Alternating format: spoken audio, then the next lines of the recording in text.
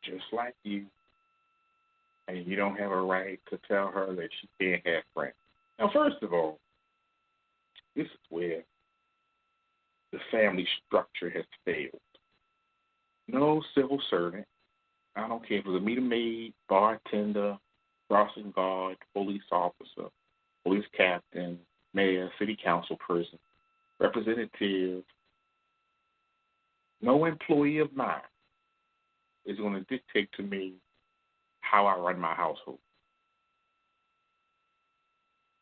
And I'm tired of hearing people tell me these stories about, oh, police said this, police said that. Police don't have the control of your household.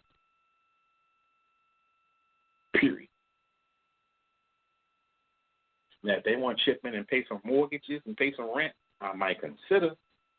But if you ain't putting no dollars into the house and you ain't buying no groceries into the mouths, STFU. You know, I learned a new phrase today. So, and that's just that. Now, in my generation, white supremacy started with the white man, and then it trickled down to the police. So the older people, when they see the police, they listen and run just like he was a plantation master. So I've seen my grandparents scared of white people. Not scared, but they tense up and act a certain way. They were less vocal, I'll put it that way. They weren't scared, because if something was to happen where a white person was going to beat some ass, my grandmother was ready to beat some ass too. As far as white people coming over from some official capacity, we're from the Department of Social Services or something like that, or we're from Child Protective Services or something like that, they tend to because the only time that those agencies came to black houses was to take children away and illegally adopt them out. You know, if they illegally adopt them out,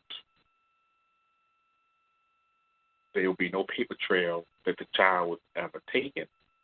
There'd be no paper trail that the child was ever there, and there'd be no paper trail to find out where the child was at. So a lot of people are living with families who they're not even related to.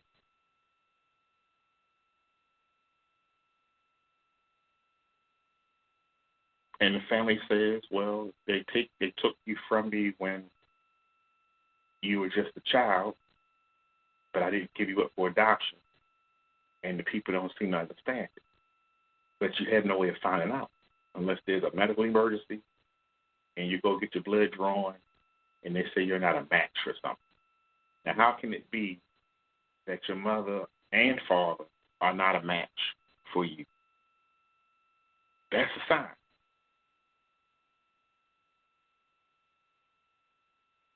But you have a cousin that might be a match. That's a sign. So a lot of people opted out of organ donation so they would never have to run into that situation of finding out. And then for religious purposes, people find not to donate organs. Like for me, for religious purposes, I am not an organ donor. Now, this is where the government comes from. There's a situation where, and I'm not saying that it happens, but I'm almost 60% sure that it does happen.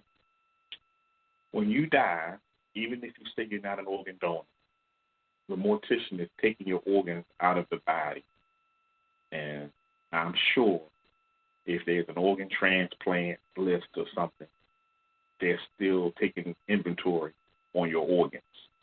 And even though you say you're not an organ donor, if it's a match for something, you know, so even if you're not an organ donor, I still think they harvest your organs.